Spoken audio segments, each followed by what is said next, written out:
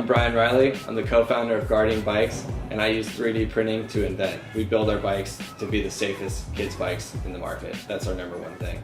My grandfather got in this really serious head over handlebar accident, grabbing his front brake too hard and flipping over the front of the bike, and landed on his head and broke several vertebrae in his neck, and it was a pretty serious accident. So we wanted to come up with something that prevented the front wheel from locking and was this one lever experience. And so that idea of kind of tiering the braking system where your lever is actually doing your rear brake, and then the force of that rear wheel is used to actuate the front, solves both of those challenges in one.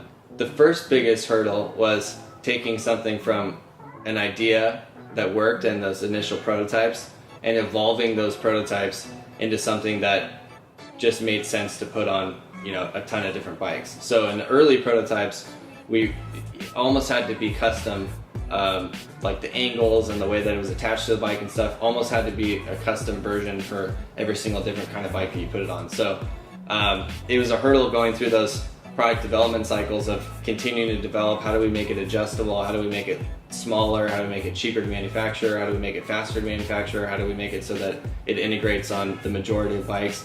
Access to our own 3D printers or friends' 3D printers or whatever. We were able to just take that thing off the screen and get that thing into a physical part the same day, throw it on a bike and actually see if it worked or see if it fit, and almost immediately, I'm sure every other product developer has this experience. It's like as soon as you get that thing into a physical form and you put it on a bike, you're like, oh, I didn't think about this or that, and then you go immediately make that change, and then you go print it again, and now you got the second generation, and you can go through that iteration cycle 5-6 times within a matter of a couple of days, and that would have probably those same 5-6 iterations would have probably taken 3 months doing it the other way. So it was just the speed of how fast we could go from an idea to actually iterating the problems out of it to something that worked, that really kind of sold us on how important it was for us to have 3D printers and for us to be using them all the time, and it just kind of changed the way that we are able to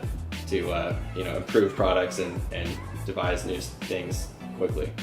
As the machines have evolved, things just keep getting better and better and better, and to now the machines that I have behind me, I basically can have any of our guys in our company use them, and even though they don't even have experience working with any other 3D printers, they're able to use them just fine. And so it's to the point now where you pretty much hit print on the computer and the thing will start printing, and you don't have to really do anything to the bed. You don't have to tinker with it much at all. It just starts printing and it'll run, and you'll come back 3 hours later and your part will be sitting there. And you can even...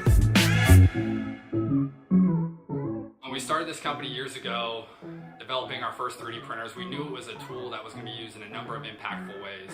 And to see Brian and the team over here at Guardian Bikes 3D printing prototypes of their SureStop technology, putting them on kids' bikes all over the world and helping with kids' safety is extremely inspiring. It's amazing, and we couldn't be more proud to represent a company like this.